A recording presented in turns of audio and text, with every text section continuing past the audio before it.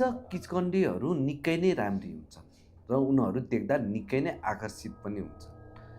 विशेष गरी एक्लै साँझ अथवा बेलुकाको समयमा हिँडेको बेलामा त्यस्तो पुरुषहरूलाई उनीहरूले आफूप्रति चाहिँ आकर्षित गरेर आफ्नो मोहनीमा पार्छन् र उनीहरूसँग प्रेमिकाको चाहिँ एउटा नाटक रच्छन् र उनीहरूले चाहिँ बिस्तारै बिस्तारै त्यो व्यक्तिलाई आफ्नो मायाजालमा पारेर उसको प्राणधरि लिएर जान्छन्। आज पनि हामीले यस्तै नै एउटा निकै नै अलौकिक घटना लिएर आएका छौँ, जुन चाहिँ यसरी नै किचकन्डीले चाहिँ एकजनालाई चाहिँ आफ्नो मायाजालमा पारेर झन्डै आफ्नो शिकार बनाएको। आउनुहोस् त्यो घटनालाई प्रस्तुत गरौँ। सुलभजी विगत 5 वर्षदेखि वैदेशिक रोजगारमा कार्यरत भएर चाहिँ आफ्नो सबै त्यो कार्यकाल सिद्धाएर उहाँ नेपाल आउनुभयो। उहाँ नेपाल आइसकेपछि भने चाहिँ नेपालमा नै केही व्यवसाय गर्नु पर्ला र अब नेपालमा नै अब सबै चिज भइसकेको छ होइन। अब सबै कुरा यहीँनिर नै हुन्छ, विदेशमा गएर कमाउनै पर्छ भन्ने चाहिँ छैन भनेर उहाँ चाहिँ आफ्नै देशमा केही गर्छु भनेर आउनुभयो।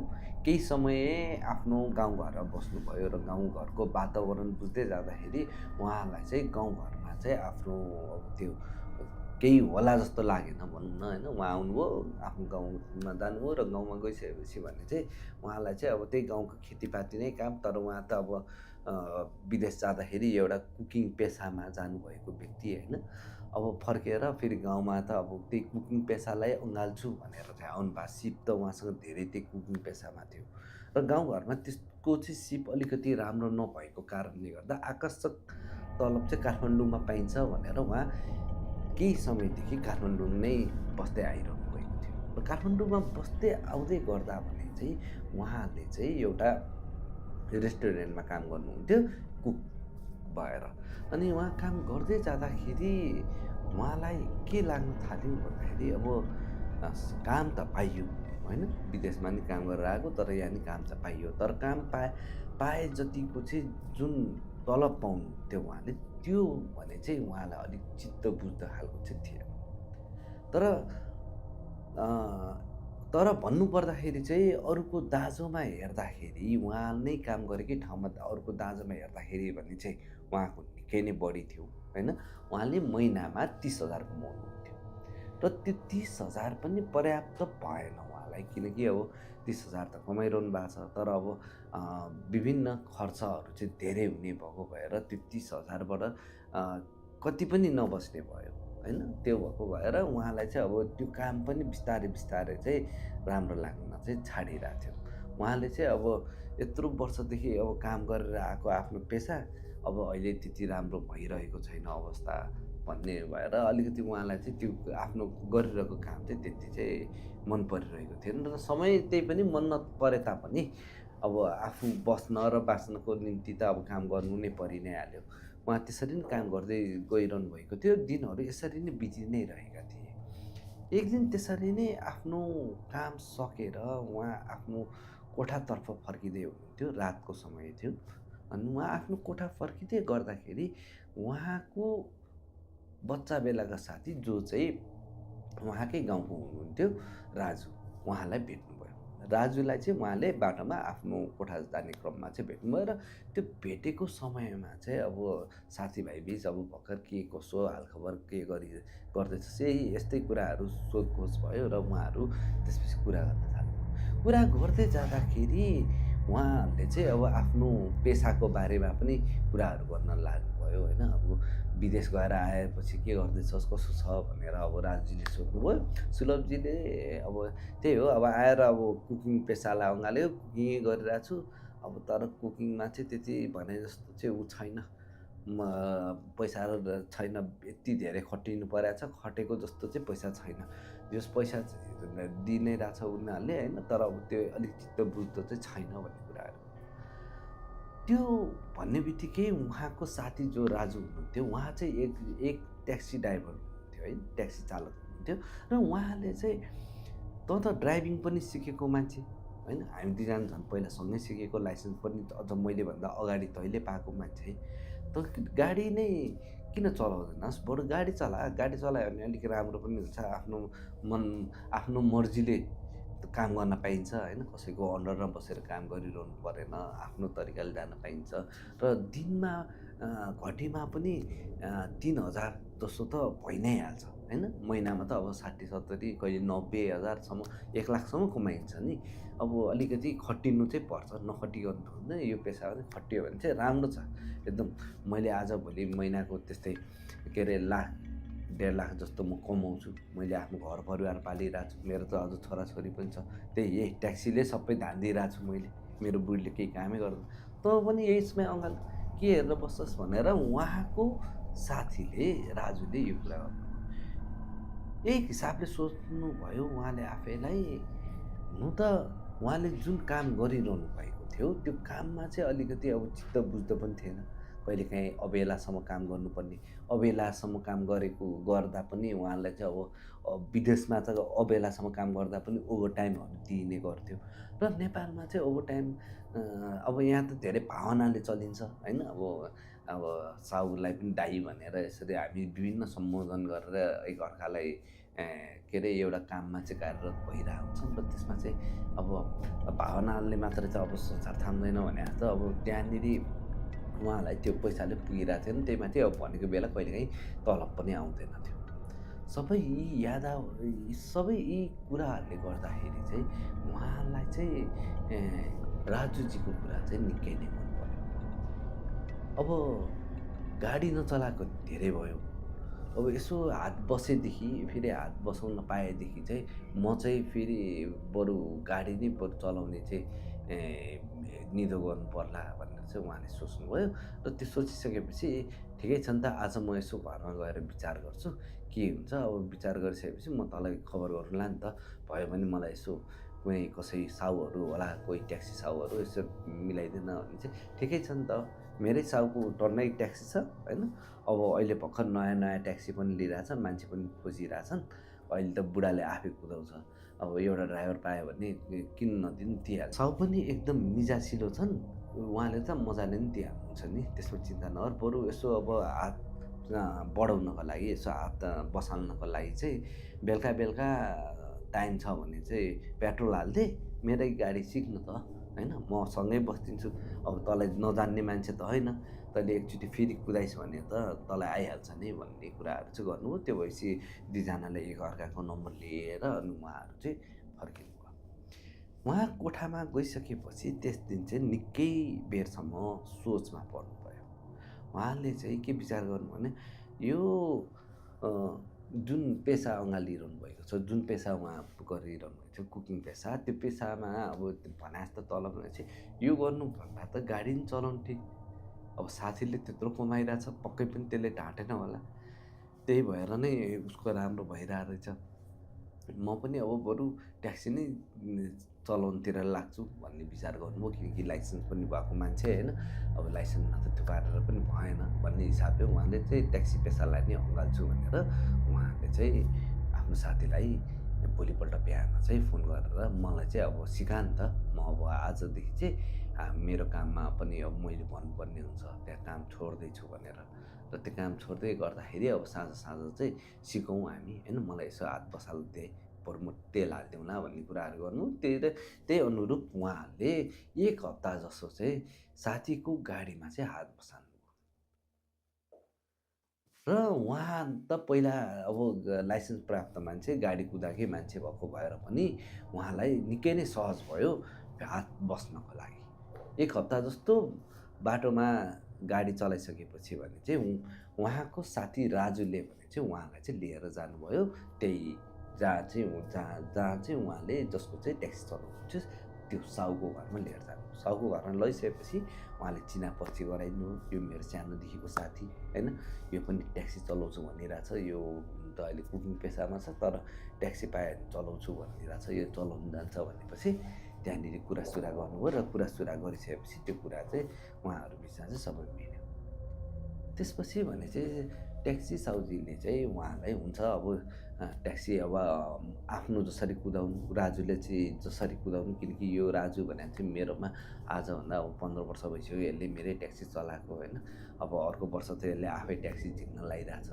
मलाई चाहिँ के लाग्छ भन्दाखेरि मसँग जतिजना मान्छेहरू पनि आएर जोडिन्छन् उनीहरूको राम्रो भविष्य होस् होइन, मिलेर कुदाउने, आफ्नो ट्याक्सी जसरी कुदाउनु, साहु भनेर नभन्नु। म हरेक कुरा बुझ्छु होइन, तिमीहरूलाई परेको बेला पनि हेरौँला होइन, तर एकदम बलात्म भएर राम्ररी भएर चाहिँ काम चाहिँ गर्नु भनेर चाहिँ त्यहाँनिर त्यसरी एकअर्काबिच कुरा भयो। त्यो कुरा भइसकेपछि उहाँलाई चाहिँ त्यहाँनिर राजुजीले भनेको जस्तै जुन नयाँ ट्याक्सी उहाँको साहुले किन्नुभएको थियो त्यही ट्याक्सी नै उहाँलाई चलाउन दियो। सुरुको दिनमा ट्याक्सी चलाउँदाखेरि उहाँलाई अब निकै रमाइलो पनि लाग्यो र त्यस दिन चाहिँ उहाँले निकै धेरै नै पैसा कमाउनुभयो। साथीले त दिनमा अब त्यस्तै 2-3 हजार हुन्छ भनेको, उहाँले त पहिलो दिन नै 5,000 कमाउनुभयो।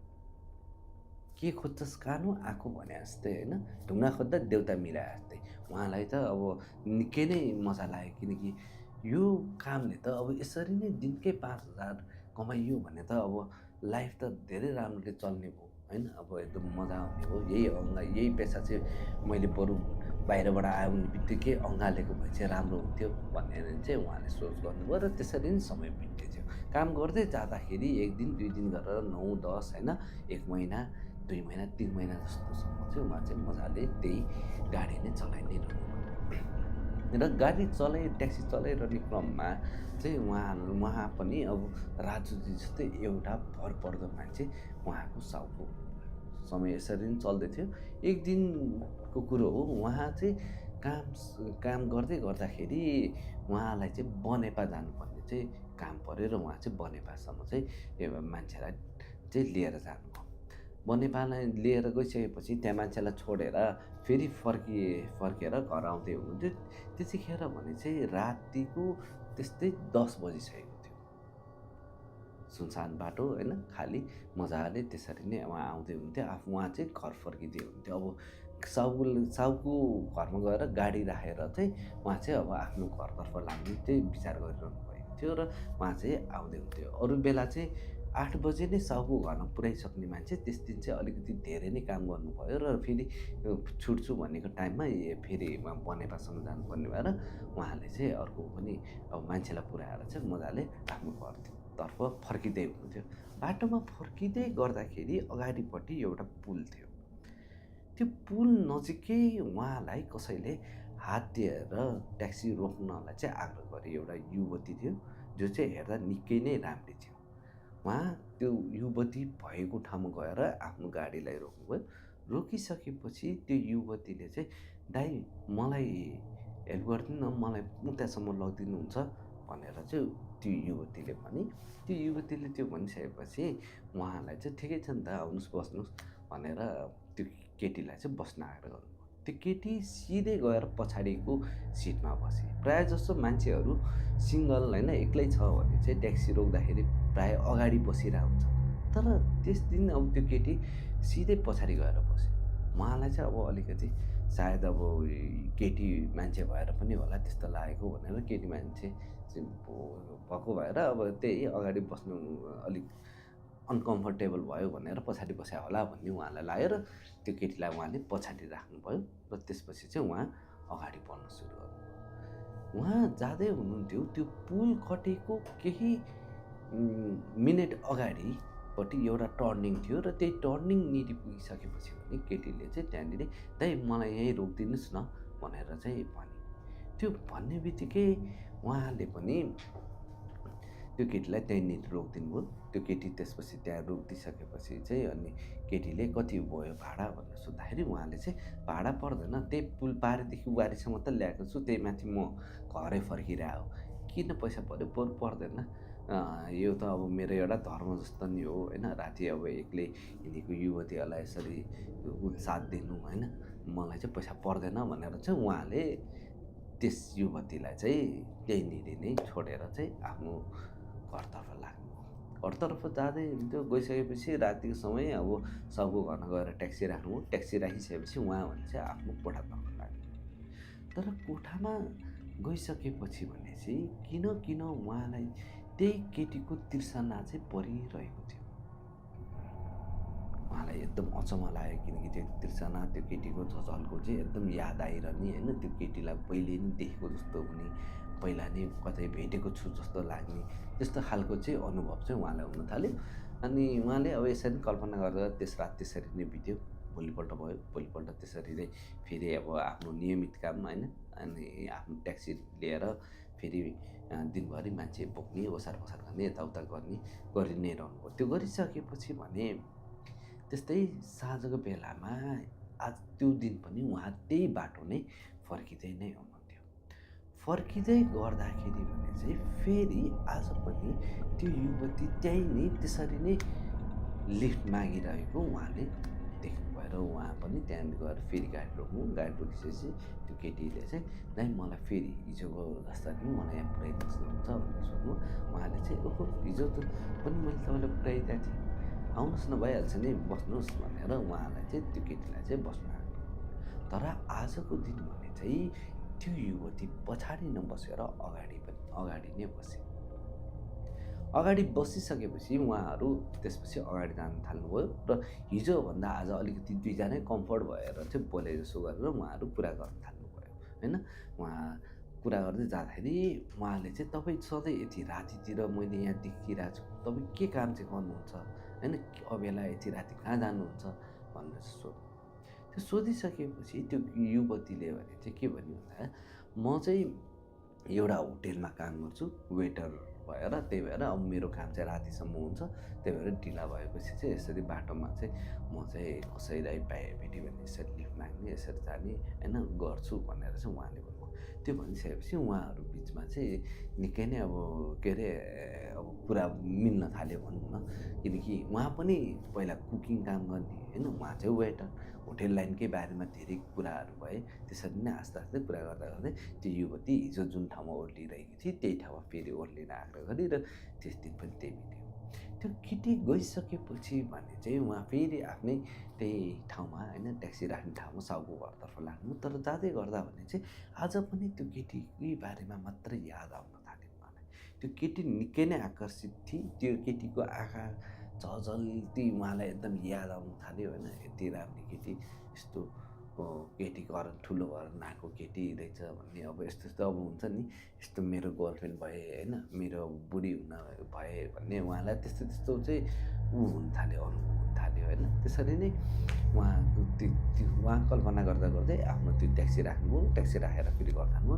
त्यस दिन भने चाहिँ उहाँलाई निद्रै लागेन।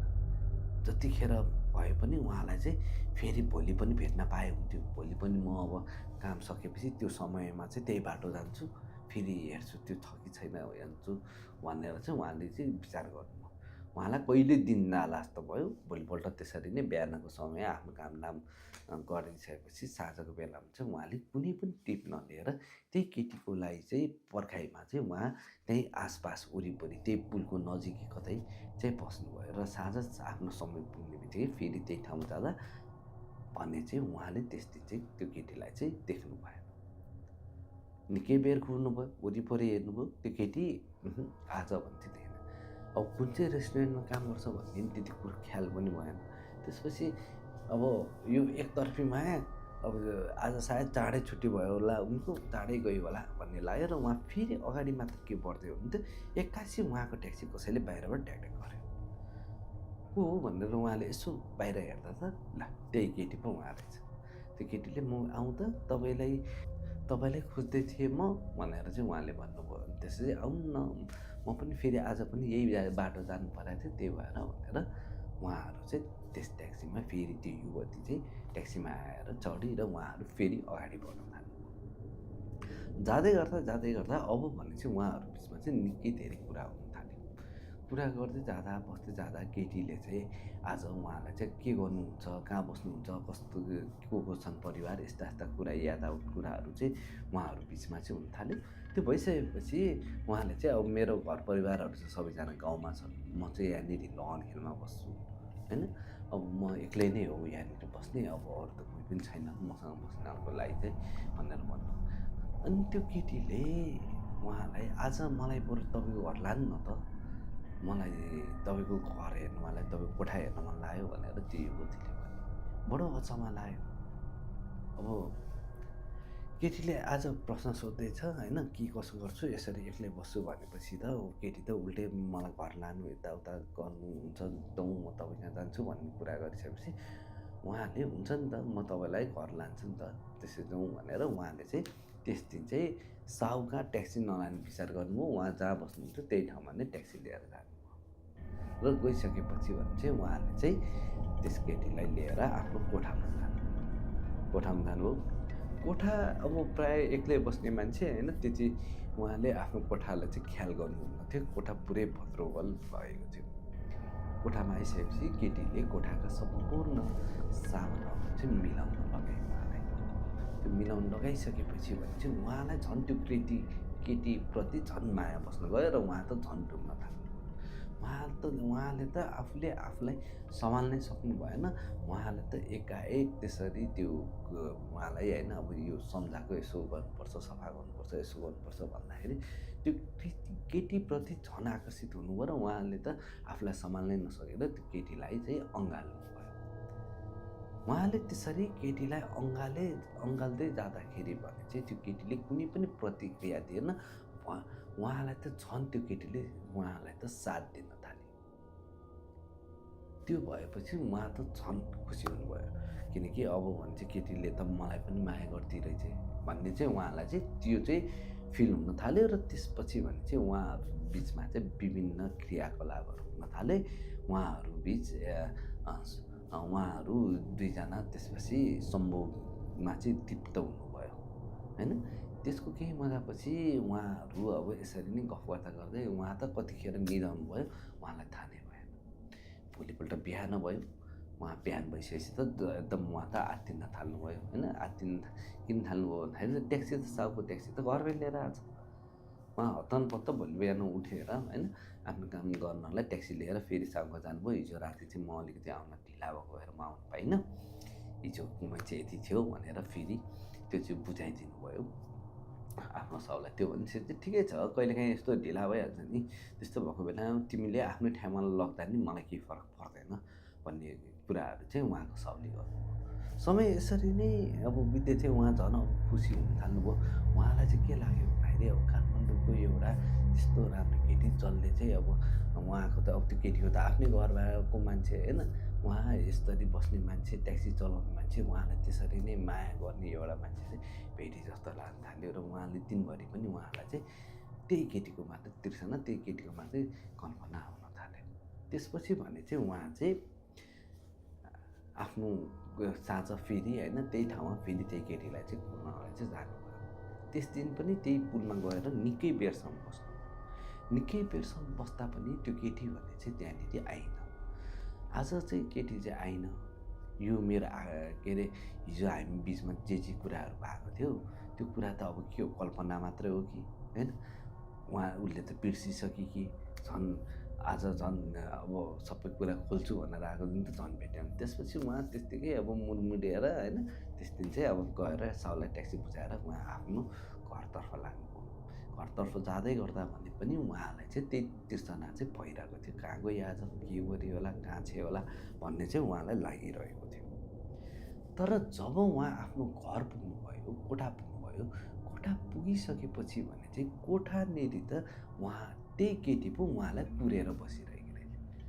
तपाईँ त कति ढिला आउनुभयो, आज त म सिधै तपाईँकोमा आएको, झन् तपाईँ त हुनुहुन्न रहेछ भनेर चाहिँ केटीले चाहिँ त्यसरी भने। त्यो भन्ने बित्तिकै उहाँमा अघि भर्खरसम्म एकदम रिसाएको त्यो रिसराग होइन भइरहेको मान्छे अब हुन्छ नि अब त्यो माया टुट्या जस्तो ब्रेकअपै भए जस्तो उहाँलाई अब नभेटेको त्यस्तो फिल भइसकेको थियो। तर घरमै अब केटी आइसकेको छ भनेपछि चाहिँ उहाँलाई चाहिँ एकदम खुसी लाग्यो। र त्यसपछि फेरि उहाँहरू कोठाभित्र जानुभयो र उहाँहरू बिचमा त्यही सधैँ चाहिँ भइरहने क्रियाकलापहरू चाहिँ त्यहाँनिर हुन थाले। समय यसरी नै बित्दै थियो। दिन प्रतिदिन उहाँ चाहिँ त्यसरी नै केटीसँग तृप्त हुन थाल्नुभयो र बिस्तारै भने चाहिँ उहाँले चाहिँ काम गर्ने छाड्नुभयो होइन। अब उहाँहरू चाहिँ भन्ने चाहिँ अब बिस्तारै अब त्यो केटी र उहाँ चाहिँ एकदम त्यही उसमा चाहिँ लागि नै परिरहनु भएको थियो। बिस्तारै अब राम्रो काम नगरेपछि राम्रो पैसा कमाउने कुरो पनि भएन होइन। प्रायः जस्तो उहाँ अब अल्छी गर्न थाल्नुभयो। थाल्नुभयो, समय कोठामा त्यही केटीसँग मात्रै बिताउन थाल्नुभयो होइन। यसरी नै समयहरू चाहिँ उहाँको चाहिँ बितिरहेकै थियो। यसरी नै समय बित्दै जाँदा उहाँ भने चाहिँ बिस्तारै दुब्लाउँदै जान थाल्नुभयो। उहाँलाई ट्याक्सी ड्राइभर साहुले पनि उहाँलाई ट्याक्सी साहुले पनि बेला भन्नुहुन्थ्यो, "भाइ त आजभोलि निकै नै दुब्लाउन थालेछौ, के भइरहेछ? सन्चो छ कि छैन? किन यस्तो खानपिनमा ख्याल राख्दैनौ कि क्या हो? होइन, अलिक केही खाने गर, काम मात्रै भनेर यसरी नकुद है, आफ्नो स्वास्थ्यलाई नै हेर" भनेर चाहिँ उहाँलाई साहुले चाहिँ सम्झाउनुहुन्थ्यो। तर जसले जे सम्झाए तापनि उहाँको पुरै ध्यान भने चाहिँ त्यही केटीप्रति र त्यही केटीमा मात्रै थियो। र त्यस दिन उहाँ फेरि कामसाम गर्नुभयो, राति घर जानुभयो। घर आउँदाखेरि उहाँसँगै अब त्यो केटी चाहिँ उहाँसँगै बस्न थालिसकेकी थिए। बस्दै जाँदाखेरि त्यो केटीले चाहिँ उहाँलाई अब चाहिँ हामी चाँडै नै बिहा गर्नुपर्छ, यसरी चाहिँ बस्नुहुन्न होइन, यसरी चाहिँ कति दिनसम्म हामी लुकेर बस्ने, अब हामी चाँडै नै बिहा गर्नुपर्छ भनेर चाहिँ केटीले चाहिँ उहाँलाई भन्नुभयो। त्यसपछि भने चाहिँ उहाँलाई चाहिँ अब अलिकति मजा त लाग्यो, तर उहाँलाई चाहिँ एउटा के लागिरहेछ भने तिम्रो ड्याडी मम्मीले त मलाई कसरी तिमीलाई दिनुहुन्छ होला त होइन, किनकि म त एउटा ट्याक्सी ड्राइभर मान्छे होइन, तिमी त यहाँको यस्तो घर भएको मान्छे होइन, तिम्रो ड्याडी मम्मीले पक्कै पनि तिम्रो लागि कोही राम्रै मान्छे खोज्नुहुन्छ होला, ट्याक्सी ड्राइभरलाई त रोज्नुहुन्न होला भन्ने कुराहरू चाहिँ उहाँले गर्नुभयो। त्यो गरिसकेपछि भने त्यो युवतीले मैले मन पराएको हो, म तिमीसँग जीवन काट्न रेडी छु भने मेरो मम्मी ड्याडीले चाहिँ केही छेकपेर गर्नुहुन्न, उहाँले मेरो लागि चाहिँ सबै कुरा बुझ्नुहुन्छ, हामी अब चाँडै नै बिहा गर्नुपर्छ भनेर चाहिँ केटीले भने। त्यो भनिसकेपछि उहाँ चाहिँ त्यसपछि भने चाहिँ हर्षित त हुनुहुन्थ्यो नै होइन, तर अब बिस्तारै भने चाहिँ अब काम नगर्नु थालिसकेपछि भने पैसा-सैसा भने चाहिँ थिएन उहाँसँग होइन। अब उहाँलाई चाहिँ अब यस्तोसम्म त अवस्था हुन थाल्यो कि उहाँलाई अब त्यो ट्याक्सी चाहिँ चलाउनै मन लाग्न छाड्यो र उहाँले चाहिँ अब ट्याक्सी नचलाउने चाहिँ विचार गर्नुभयो। त्यसपछि जसले उहाँलाई काम लगाइदिनु भएको थियो, जो साथी राजु भन्ने साथी थियो, उहाँलाई भनेर उहाँले चाहिँ अबदेखि चाहिँ म ट्याक्सी नचलाउने विचार गरेँ यार भनेर चाहिँ उहाँले भन्नुभयो। किन र तँलाई राम्रो लागेन र साउ नराम्रो छ र के भयो त्यस्तो भनेर चाहिँ सोध्नुभयो। त्यस्तो होइन, मलाई चाहिँ यो फेरि ट्याक्सी पेसा चाहिँ अलिकति के अरे अँगाल्न चाहिँ मन लागेन, म फेरि पुरानै पेसा चाहिँ अँगाल्छु होला यार, म ट्याक्सी चलाउँदिनँ भनेर चाहिँ उहाँले भन्नुभयो। त्यो भनिसकेपछि उहाँले पनि ठिकै छ नि त, तेरै मर्जी होइन, अब तँलाई के छ र, अब तँलाई ट्याक्सी चलाउनु मन लाग्दैन भने त म भनिदिउँला त्यहाँनिर, तर ट्याक्सी केही समय चला, अर्को ड्राइभर नखोजिन्जेलसम्म त गाह्रो बनाएर छोड्नु त भएन नि त साउलाई पनि भन्ने कुराहरू गर्नु। र त्यही भन्ने रूप नै बिस्तारै उहाँले चाहिँ 1 महिनाको समय लिएपछि चाहिँ त्यहाँनिर चाहिँ उहाँले चाहिँ त्यो ट्याक्सी चलाउनु जाहेर छोडिदिनु भयो र उहाँ चाहिँ अब आफ्नै घरमा बस्न थाल्नुभयो। समय बित्दै जाँदा एक दिन राजुजीको फोन फेरि सुलभजीलाई आयो होइन। सुलभजीलाई चाहिँ ओइ सुलभ, तैँले अस्ति यो के अरे गाडी अस्ति के बनाएको थिइस्, यहाँ साउले पनि सोध्दै थियो, मलाई पनि थाहा छैन, त्यो के छ, ठिक छ कि छैन भनेर सोद्धाखेरि सबै ठिक छ, त्यसको एउटा पार्ट पुर्जा चाहिँ मेरो घरमा छ होइन, त्यो चाहिँ म ल्याइदिउँला भन्नुभयो। अनि आइज नि त, ल्याइज नि त भन्दाखेरि म अहिले चाहिँ आउँदिनँ, म अलिकति आउने अवस्थामा छैन, अब चाहिन्छ भने बरु तँ नै आइज नि त भनेर चाहिँ उहाँको सुलभ साथीले चाहिँ भन्नुभयो। त्यसपछि राजुजी उहाँको बसेको कोठामा जानुभयो। कोठामा गइसकेपछि जुन दृश्य उहाँले देख्नुभयो, त्यो दृश्य देखेपछि भने चाहिँ उहाँलाई चाहिँ निकै नै असहज फिल भयो क्या, किनभने कोठा त पुरै भद्रोगल गरेर राखिएको, केही कुरा पनि नमिलाएको लाग्यो। 1 महिनादेखि त उहाँले त कोठामा केही पनि पकाएको पनि छैन, केही खाएको पनि छैन, त्यत्तिकै कोठा फोहोर बनाएर बसेको छ, कोठा पनि अँध्यारो बनाएर गुम्साएर बसिरहनु भयो। कस्तो तालले बस्या यो केटा होइन, त के हो यस्तो गुम्सेर बस्या, के हो यस्तो, तँलाई सन्चो त छ भन्दाखेरि होइन ठिकै छु भन्नुभयो। जब उहाँले आफ्नो साथीलाई हेर्नुभयो, साथीको अनुहार भने चाहिँ पुरै ख्याउटे होइन, गाला पनि भित्र सुकिसकेको, बिस्तारै उहाँका ती ज्यानका हड्डीहरू पनि बिस्तारै देखिन पो थाल्यो। त्यो भइसकेपछि उहाँले चाहिँ होइन तँलाई के भइरहेछ, तैँले त बिहा गर्छु, अब म यो गर्दिनँ, ट्याक्सी चलाउँदिनँ, पुरानै पेसा अँगाल्छु भन्थिस्, गराएको छैनस् तैँले काम के हो भनेर सोध्दा मैले काम गराएको छैन अहिले, म केही समयपछि अब बिहा भएपछि चाहिँ म काम गर्ने हो भन्ने कुराहरू चाहिँ गर्नु। भने बिहा गर्ने तैँले साँच्चै पहिला पनि भनेको थिइस् काठमाडौँ केटी पट्टाइस् भनेर, त्यही भएर पो यो मुना काम गर्दैन रहेछ। तर जिउ तेरो के भयो यस्तो सबै यस्तरी बसिरहेछस् त भनेर भन्नु होइन, यस्तै हो भने त त निकै नै धेरै दुब्लाइसकिस्, यसो हस्पिटल जानुपर्छ होइन, म ठिक छु भनेर चाहिँ भन्नु।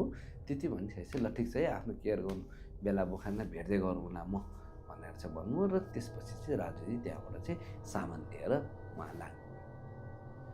त्यसको केही समयपछि फेरि राजुजी त्यही बाटो नै पढ्ने भएको भएर फेरि आफ्नै साथीको घर सुलभको कोठामा फेरि जानुभयो। त्यस दिन भने चाहिँ उहाँको साथी भने चाहिँ निकै नै कमजोर, आफ्नो खाटबाट उठ्नै नसक्ने अवस्थामा भएको देख्दा त उहाँलाई निकै नै अचम्म लाग्यो।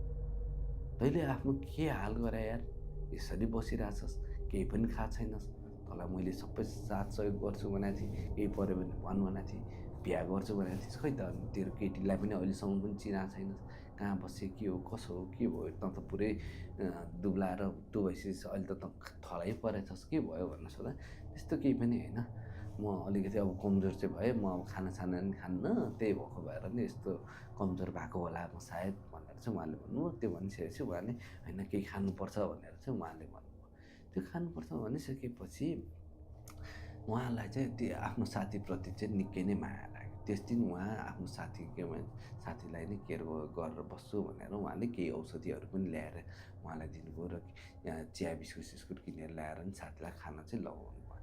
त्यो खाइसकेपछि तेरो केटी कस्तो केटी हो, आज चाहिँ म भेटेरै छाड्नु पऱ्यो, त कतिखेर आउँछ त तेरो केटी भन्दाखेरि बेलुका आउँछ भनेर भन्नुभयो। र ठिकै छ नि त, म बेलुका भेट्न आउला नि त तँलाई भनेर भन्नुभयो। त्यो भनिसकेपछि उहाँ त्यहाँबाट राजुजी लाग्नुभयो। र जब बेलुका भएपछि फेरि राजुजी सुलभजीकोमा आउनु। आइसकेपछि भने चाहिँ त्यस दिन भने चाहिँ उहाँको त्यो केटी भने आएन। निकै बेरसम्म कुरिसकेपछि पनि आफ्नो त्यो साथीको त्यो केटी नआएपछि उहाँलाई चाहिँ कता चाहिँ शङ्का लाग्न थाल्यो।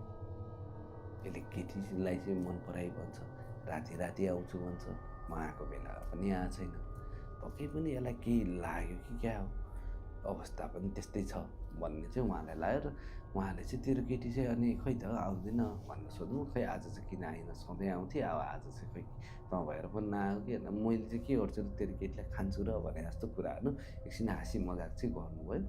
र निकै बेर रातिको कुरिसकेपछि भने चाहिँ उहाँले चाहिँ अब त्यो बारेमा चाहिँ त्यो केटी भने चाहिँ फेरि त्यहाँनिर आइन। र उहाँले चाहिँ अब त्यही केटीको बारेमा चाहिँ उहाँ आफ्नो साथीलाई चाहिँ सोध्नुभयो। उहाँले कहाँ भेटेको, कसरी भेटेको, के भइरहेछ उहाँहरूको बिच, उहाँले सबै कुराहरू बताउनु भयो।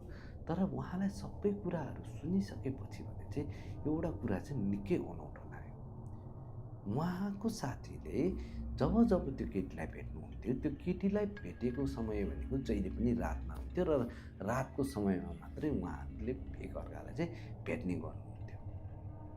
त्यो सुनिसकेपछि, त्यो सबै कुरा बुझिसकेपछि उहाँलाई त कता आफ्नै साथी कुनै एउटा प्रेतको जालमा त परेको छैन जस्तो खालको पो अनुभव हुन थाल्यो। र त्यो भनिसकेपछि त्यो केटी बिहान जाँदाखेरि चाहिँ ढोका भङ्गै बारेर जान्छ कि कसरी जान्छ भनेर उहाँले सोद्धाखेरि अब भने चाहिँ उहाँलाई चाहिँ सुलभजीलाई पनि त्यो कुराले चाहिँ अलिकति अनौठो लाग्यो। किनकि जब उहाँ बिहान उठ्नुहुन्थ्यो तब त्यो केटी भने चाहिँ कहाँबाट जान्थ्यो नै उहाँलाई थाहा हुँदैन थियो। ढोका जहिले पनि भित्रबाटै लागेको हुन्थ्यो, तर बिहान उठ्दा त्यो केटी हुँदैन थियो। यो कुरा चाहिँ उहाँलाई चाहिँ निकै नै अनौठो लागेर अचम्म लागिसकेपछि भने चाहिँ उहाँको साथी त अन्त कसैसँग नभएर कुनै प्रेतको माया प्रीतिमा चाहिँ परेको जस्तो चाहिँ उहाँलाई लाग्न थाल्यो। त्यो भइसकेपछि भनेपछि त्यो पक्कै पनि केटी होइन, त्यसको घर देखाछस् भनेर साथीलाई सोध्नु। घर त थाहा छैन, जहिले पनि त्यो पुलपारीमा त छोडिदिने, उसको बारेमा अरू त केही पनि थाहा छैन। त्यो भइसकेपछि भने उहाँहरू दुईजना चाहिँ त जाउँ त त्यो खोजी नीति गरौँ त भनेर चाहिँ एकचोटि त्यही उहाँले भनेकै ठाउँ त्यो तर्फ पनि जानुभयो। त्यहाँ गएर यताउता बुझ्दा ओर्दा भने चाहिँ त्यो केटी नाम गरेको त त्यहाँनिर कोही पनि त्यस्तो चाहिँ देखा परेन। त्यो भइसकेपछि उहाँलाई चाहिँ होस् नहोस् मेरो साथी चाहिँ पक्कै पनि कुनै प्रेतको जालमा परेको छ जस्तो चाहिँ उहाँलाई लागेर उहाँले चिनेको एकजना धामिका लिएर चाहिँ आफ्नो साथीलाई लिएर जानु। जब उहाँले आफ्नो साथीलाई धामीकोमा लिएर जानुभयो त्यो बेलामा भने चाहिँ उहाँको त्यो सुलभजी चाहिँ धामी भएको ठाउँमा चाहिँ जानै चाहनुहुन्न थियो नै म यस्तो कुरा पत्याउँदिनँ होइन त्यस्तो होइन भन्ने कुराहरू गर्नु त्यही पनि हिँड्न एकचोटि बुझी हेरौँ त के जान्छ र भनेर भन्नुभयो र त्यसपछि उहाँहरू चाहिँ त्यही झाँक्रीकोमा चाहिँ जानुभयो र झाँक्रीकोमा गइसकेपछि चाहिँ त्यहाँनिर सबै जे भइरहेको थियो त्यो कुराहरू बताउनु भयो। त्यो बताइसकेपछि झाँक्री बाले त्यसपछि आफ्नो जोखाना हेर्नुभयो, जोखाना हेरिसकेपछि आफ्नो चाहिँ विभिन्न मन्त्र पढ्नु थाल्नुभयो। मन्त्र पढेपछि भने सुलभजी त निकै नै पो काँप्न सुरु गर्नुभयो। उहाँ त एकाएक काँपेर हल्लिन थाल्नुभयो र त्यसपछि भने चाहिँ सुलभजीको मुखबाट त कुनै युवतीको आवाज आउन थाल्यो। त्यतिखेर झाँक्री बाले ल भन तिमी को हो, कहाँ को छौ, यसलाई किन यस्तो गरिरहेछौ भन्दाखेरि त्यो कुरा चाहिँ त्यसपछि चाहिँ त्यो सोधिसकेपछि भने चाहिँ उहाँले चाहिँ काप्दै काप्दै के भन्नुभयो भने म चाहिँ एउटा युवती हो होइन, मेरो चाहिँ यो प्रेमी हो, यो बिना चाहिँ म पनि बाँच्न सक्दिनँ र यो पनि बाँच्न सक्दैन। यदि यो म बिना बाँच्छ भने म यसलाई छोड्दिनँ। अबको औँसीको रातमा म यसलाई लिएर जाने हो। जम्मा अब योसँग 9 दिन मात्र बाँकी छ। अबको 9 दिनमा चाहिँ म यसलाई लिएर जान्छु, यो मेरो प्रेमी हो भनेर चाहिँ यस्तो यस्तो कुराहरू गर्नु थाल्यो।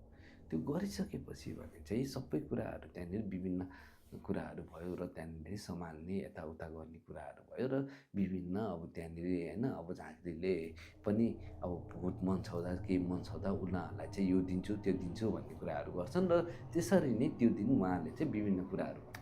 तर त्यो जुन चढिरहेको त्यो आत्मा थियो त्यो आत्मा भने चाहिँ उहाँको जिउबाट चाहिँ जानै खोजिरहेको थिएन। त्यो आत्माले चाहिँ होइन म चाहिँ लिएरै जाने हो जस्तो होइन एकरो बन्ने चाहिँ एकरो नै लागिरहेको थियो।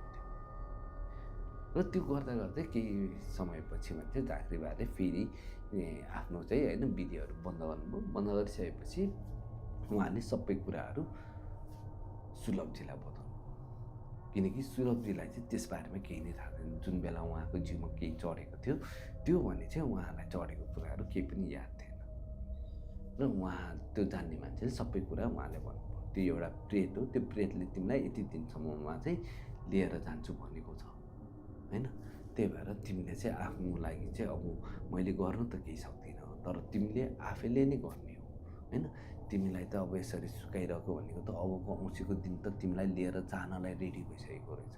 त्यही भएर तिमीलाई त त्यसले आफ्नो मोहनीमा पारिसकेको रहेछ र तिमी यति साह्रो चाहिँ दुब्लाएको रहेछौ। तिमी अबको 9 दिनसम्म पनि त्यसरी नै घरमा बस्ने हो भने चाहिँ तिम्रो प्राण गइसक्यो भन्ने कुराहरू गर्नु।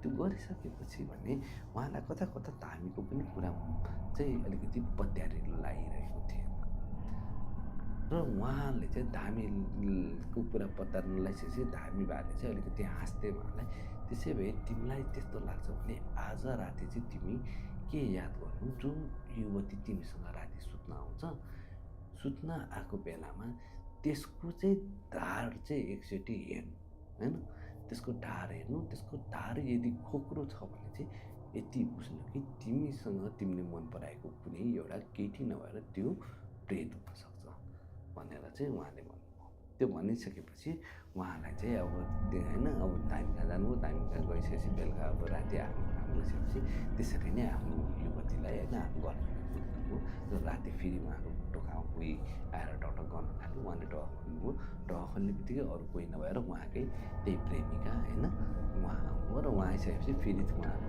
गफगाफ भयो। त्यसरी नै सबै भयो जे गर्ने होइन जसरी उहाँहरू लिप्त हुने त्यही कुराहरू नै भयो।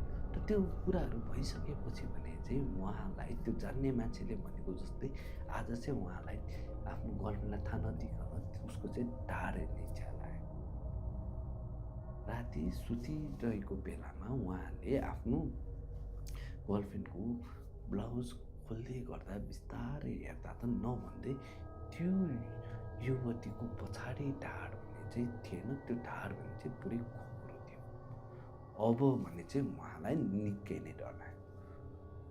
त्यो झाँक्रीले भनेको कुरा त सही रहेछ, म त होस् नहोस् प्रेतको जालमा परिसकेको छु भन्ने कुराहरू चाहिँ उहाँलाई लाग्यो। त्यो भइसकेपछि भोलिपल्ट बिहान फेरि उहाँले हत्तनपत्ता आफ्नै साथी राजुलाई फोन गर्नुभयो र राजुलाई फोन गरेपछि राजु पनि उहाँकोमा झट्टै आउनुभयो र उहाँले चाहिँ सबै कुराहरू भन्नुभयो हिजो राति चाहिँ यसरी आएर चाहिँ मैले चेक गरेको थिएँ नभन्दै त्यसको ढाड चाहिँ पौरो रहेछ यो त मैले माया गरेको केटी होइन त्यो त प्रेत नै रहेछ भन्ने कुराहरू उहाँ चाहिँ कन्फर्म हुनुभयो त्यो भइसकेपछि उहाँहरू फेरि त्यही जान्ने मान्छेकोमा जानुभयो र जान्ने मान्छेकोमा गइसकेपछि विभिन्न अब विधिहरू त्यहाँनिर पूजाआजा गर्ने कुराहरू गरियो त्यो पूजाआजाहरू सबै गरिसकेपछि भने चाहिँ जान्ने मान्छेले के भन्नुभयो न तिमीलाई चाहिँ मैले चाहिँ बचाउन चाहिँ अब केही पनि गर्न सक्दिनँ होइन मैले तिमीलाई त्यो जान्दैन तिमी कहाँ त त्यो तिमीसँग बसिसकेपछि तिम्रो त्यो आत्मामै अब त्यो बस्न थालिसकेको बासले सायद मैले त्यसलाई अब जगाउन मात्र सक्छु तर मैले त्यसलाई भगाउन सक्दिनँ अब भगाउनको लागि चाहिँ तिमीले नै आफै प्रयास गर्ने हो होइन मैले भन्दा नि तिमीले नै प्रयास गर्ने हो तिमीले के गर्नु भन्दाखेरि त्यसले कुल्चिएका माटो होइन धुलो अथवा जे हुन्छ त्यो कुरालाई चाहिँ बिहानखेरि पोको मारेर चाहिँ लिएर आऊ र आइसकेपछि त्यसलाई म केही मन्त्र दिन्छु मन्त्र दिइसकेपछि त्यो कुरालाई चाहिँ तिमी खोलामा बगाइदिनु र तिमी जुन ठाउँमा बसिरहेको ठाउँ छ त्यो ठाउँ चाहिँ तिमीले छोड्नुपर्छ र तिमीले त्यो ठाउँ जहाँ बस्छौ जुन कोठामा तिमी जहाँ बसेर त्यहाँनिर बसिरहेको छ त्यो कोठा छोड्दाखेरि भने चाहिँ ती कोठाका सामानहरू चाहिँ केही पनि बोकेर चाहिँ नआउनु होइन जे लिनु छ जहाँ बस्नु छ सबै चिज अन्त चाहिँ बस्दै गर्दा भने चाहिँ त्यो ठाउँमा चाहिँ सबै कुराहरू नयाँ राख्नु त्यो ठाउँमा फेरि नबस्नु त्यहाँनिर चाहिँ जाँदै नजानु अहिलेलाई चाहिँ यति काम गर्नु भनेपछि उहाँले त्यो जान्ने मान्छेले भनेको जस्तै त्यो किचकन्डीले टेकेका पाइलाका माटोहरू लिएर चाहिँ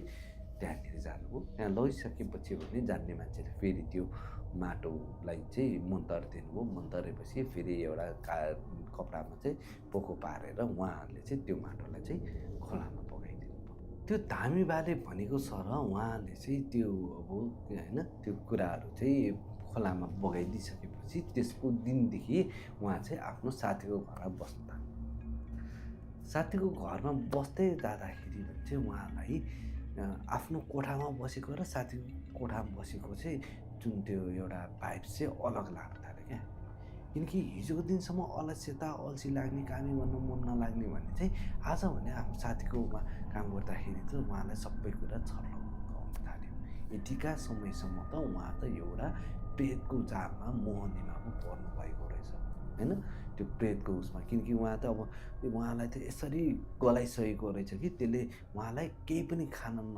खाए पनि त्यो खाएकोले चाहिँ उहाँको जिउमा नलाग्ने चाहिँ बनाइदिइसकेको रहेछ खानै नरुच्ने होइन मेन त भन्नुपर्दा उहाँलाई त खानै मन नलाग्ने त्यस्तोसम्म चाहिँ उहाँलाई त्यो प्रेतले चाहिँ बनाइसकेको रहेछ अझ भन्ने गरिन्छ यो प्रेतहरूले होइन यो भूतहरू हेर्दा चाहिँ निकै नै डरलाग्दा देखिन्छ होइन कालो लुगा लगाएका छाया बिग्रेको डरेको यस्ता विभिन्न रूपहरू होइन यस्ता खालको देखिन्छ भन्छ तर उहाँको जीवनमा जुन भूत आयो उहाँको जीवनमा जुन प्रेत आयो होइन जुन किचकन्डी आयो होइन त्यो प्रेत हेर्दाखेरि भने चाहिँ कुनै पनि एङ्गलले त्यो युवती भूत जस्तो देखिँदैन थियो हुनु त उहाँलाई त्यसरी तर्साएको त होइन तर त्यो युवतीले भने चाहिँ बिस्तारै बिस्तारै उहाँको आत्मालाई नै खाइरहेको रहेछ भन्ने कुरो चाहिँ उहाँले पछि आएर चाहिँ थाहा पाउनुभयो होइन बिस्तारै बिस्तारै उहाँ साथीकै घरमा बस्दै जाँदाखेरि भने चाहिँ उहाँहरूलाई चाहिँ अब सबै खाना पनि रुच्ने